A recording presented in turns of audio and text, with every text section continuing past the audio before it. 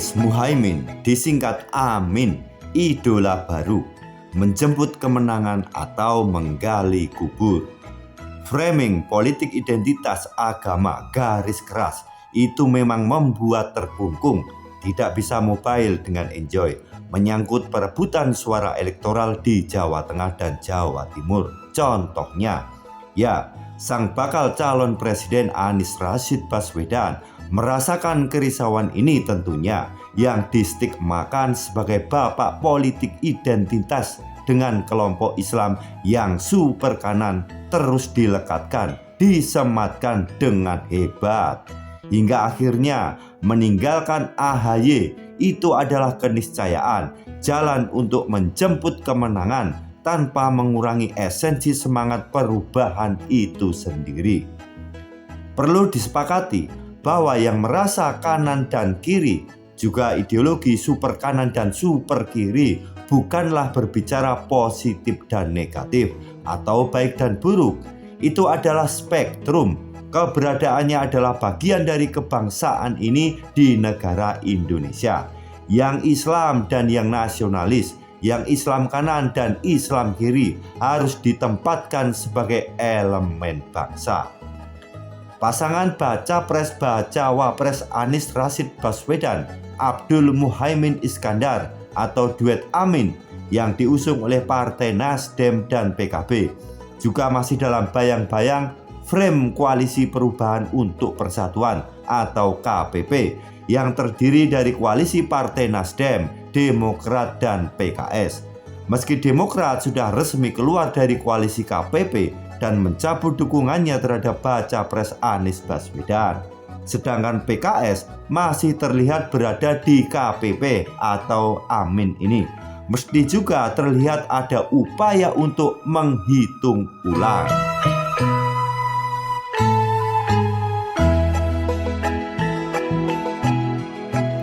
Dengan argumen memperoleh kemenangan, Partai Nasdem dalam hal ini sang Ketua Umum Surya Paloh juga baca pres Anies Baswedan tentu sadar akan hal itu. Mempertahankan AHY atau tetap dengan komposisi KPP adalah mewakili semurni-murninya semangat perubahan, yang mana terkesan antitesis banget dari kebijakan kekuasaan.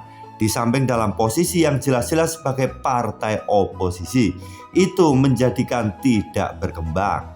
Opini publik dibentuk dengan semangat itu tentang Anies yang lagi-lagi itu atas framing untuk mengkerdilkan barisan ini. Meski di bagian tertentu baik Anies, AHY atau KPP juga cair dengan siapapun, juga dengan kekuasaan tentunya.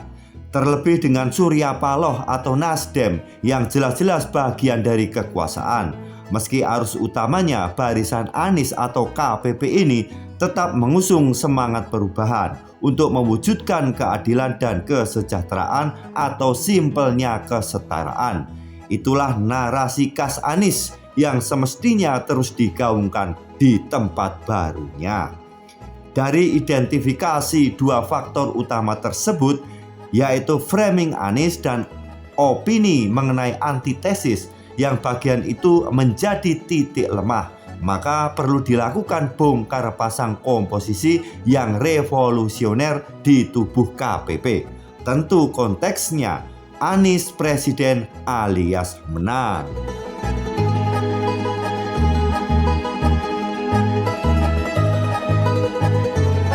Ialah Abdul Muhaimin Iskandar atau Caimin menjadi duet Amin. Mengapa? Sudah pasti problem Anies dua faktor di atas akan terurai atau menjadi semangat pluralisme untuk mengikis isu polarisasi.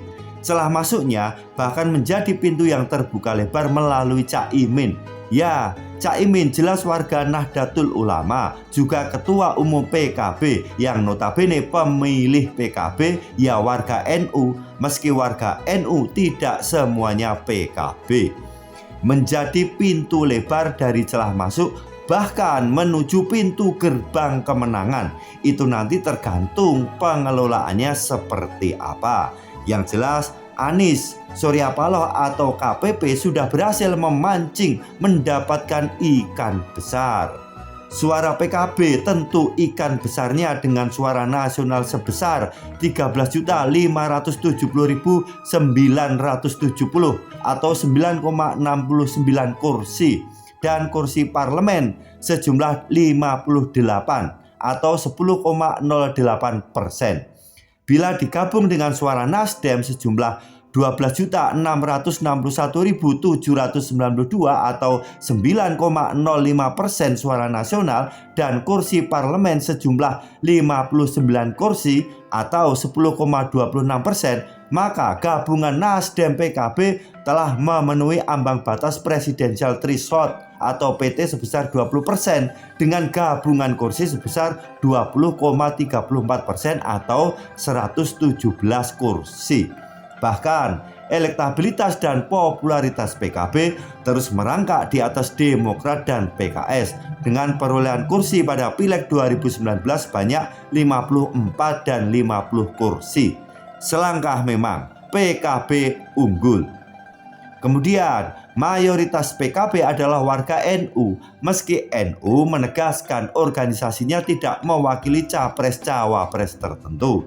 Bahkan NU bukan PKB. Namun disinilah Anies dapat masuk ke warga Nahdien melalui duet bersama Cak Imin ini, sekaligus mematahkan stigma bahwa Anies tidak melulu berada di barisan Islam super kanan, tetapi juga fleksibel atau cair dengan Islam kiri, yang mana representasi NU ada di PKB atau sebaliknya.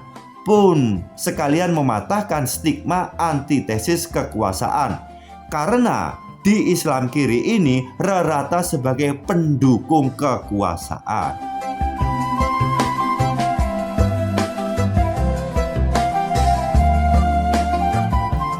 Jelas sudah maksud Anies Surya Paloh menggandeng Cak Imin.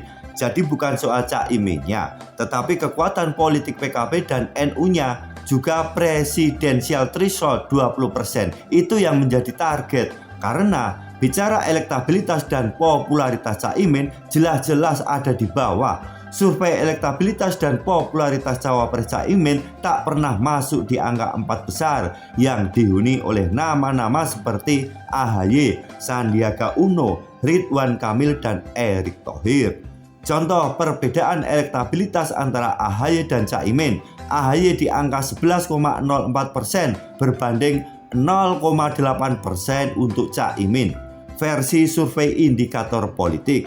Sementara Litbang Kompas dengan hasil 5,4% vs 0,4% survei yang dirilis periode 7 Agustus 2023. Tentu counter argumennya sudah tentu bahwa suara dukungan capres tidak linear dengan suara hasil partai, apalagi representasi real dari komponen basis massa ideologi. Misalnya suara PKB dan mayoritas warga NU akan memilih pasangan Amin. Tentu tidak linear seperti itu, namun paling tidak akses itu sudah didapatkan dari celah Cak Imin. Perkara nanti menjadi pintu lebar hingga gerbang kemenangan itu tergantung pengelolaannya seperti apa, pas atau tidak, hingga deal-deal strategis tertentu. Melihat zigzag Anies atau Surya Paloh dengan menghasilkan komposisi duet Amin ini dengan segala potensi sumber daya yang melekat pada background atau komponen masing-masing termasuk organisasi NU dalam hal ini, menjadikan duet Amin ini digadang-gadang menjadi kekuatan politik besar. Urusan elektoral, Amin akan menjadi idola baru.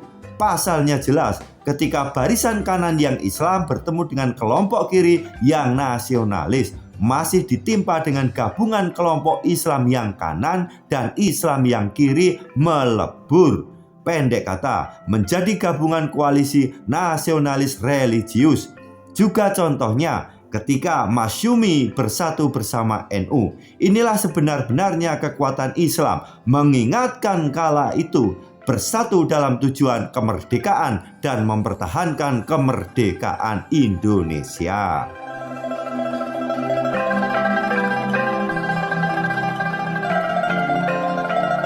Komposisi ini benar-benar menarik, menjadi perpaduan yang lengkap secara organisasi.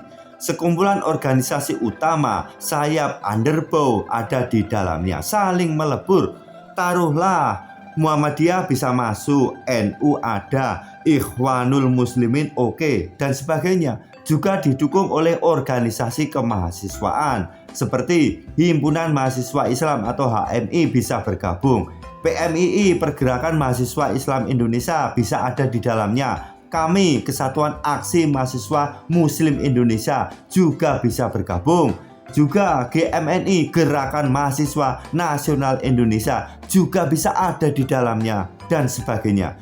Juga ada kesan intelektualnya, ada rasa akar rumputnya, proletarnya, dan sebagainya. Antara yang modern, moderat, tradisional, yang di kota dan di desa-desa, semuanya terakomodir. Inilah barisan besar dan kuat bila benar-benar ingin menggulung kolonialisme, menggelar kesejahteraan. Seperti yang diucapkan Anies dalam pidato deklarasi di Hotel Yamato.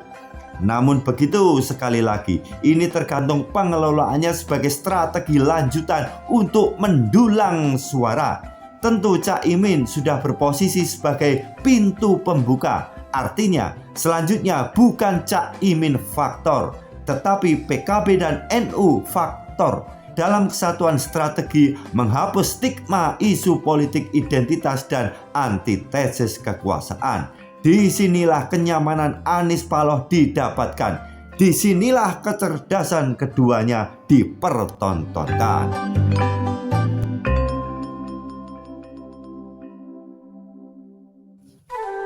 Jadi, duet Amin ini dalam konteks ingin menang. Kalau duet Anies AHY atau duet Anies Gatot misalnya, itu duet idealis. Semangatnya adalah perubahan melalui pemurnian perjuangan, pure wadah oposisi.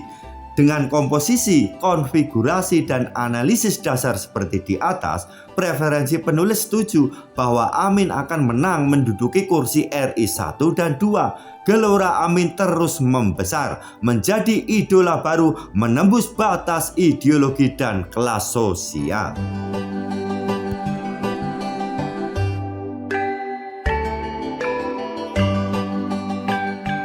Menggali kubur.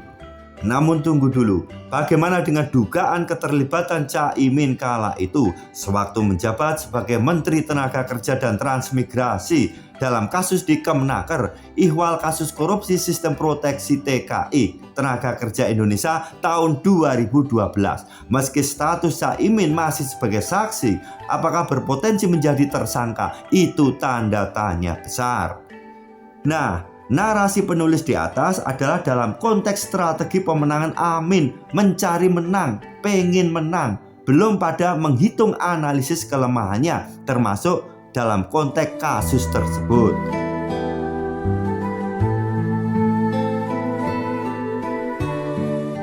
Lantas, bagaimana relasinya dan akan seperti apa nasib Caimin dalam dugaan keterlibatan kasus tersebut?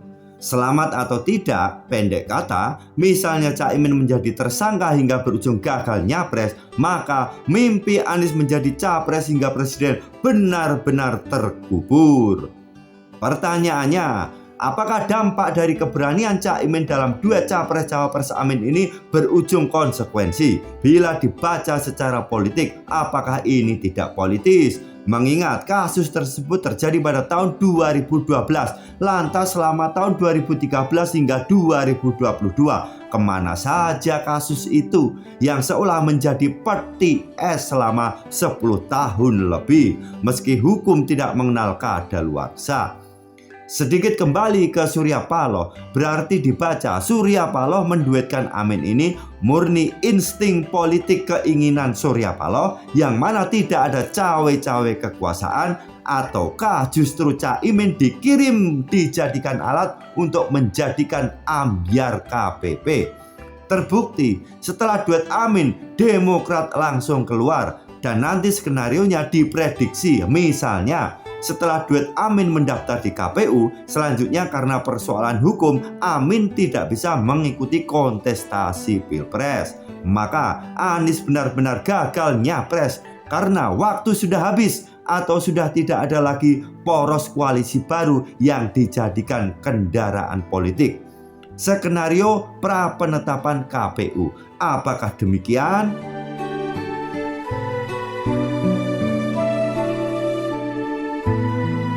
Nah, dengan demikian, dinamika politik dan hukum masih terus terjadi.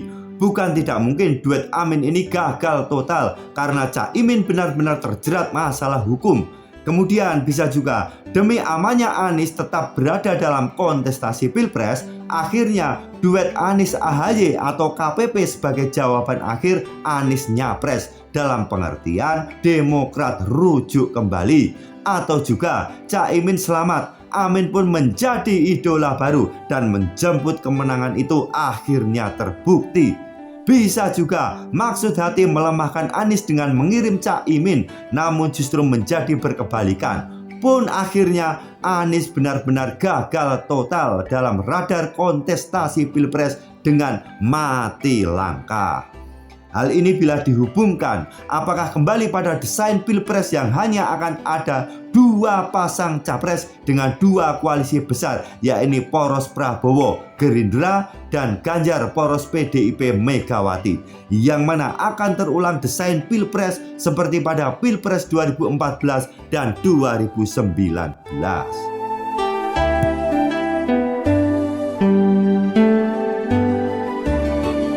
Bila benar-benar hanya ada dua pasang capres, preferensi penulis mengatakan bahwa Ganjar Pranowo akan menjadi pemenangnya. Di sini antara Megawati dan Jokowi kembali bersatu. Bisa juga duet Amin tetap mengikuti kontestasi bersama paslon capres Prabowo dan Ganjar. Artinya Pilpres tetap dengan tiga pasang calon dan pemenangnya adalah Prabowo Subianto. Di sini posisi Jokowi akan mendukung Prabowo, yang mana Prabowo berpasangan dengan Airlangga atau Erick Thohir atau Gibran. Sedangkan posisi duet Amin menjadi tidak berkembang seperti narasi di atas karena dibaca justru dihadirkannya Caimin ke koalisi KPP itu sengaja untuk membonsai Anies. Artinya dibaca bahwa ketiga poros koalisi capres saat ini, yakni Prabowo koalisi Indonesia Maju, Ganjar poros PDIP, dan Anies Muhaimin Nasdem CS adalah koalisi yang ditata oleh kekuasaan, yang mana dibaca besar kecilnya, berkembangnya dan stagnan, maupun menang dan kalahnya atas kehendak pemegang kekuasaan, yaitu preferensi Jokowi sebagai hak politik warga negara. Wallahu alam. Bagaimana menurut Anda Sobat Newspedian?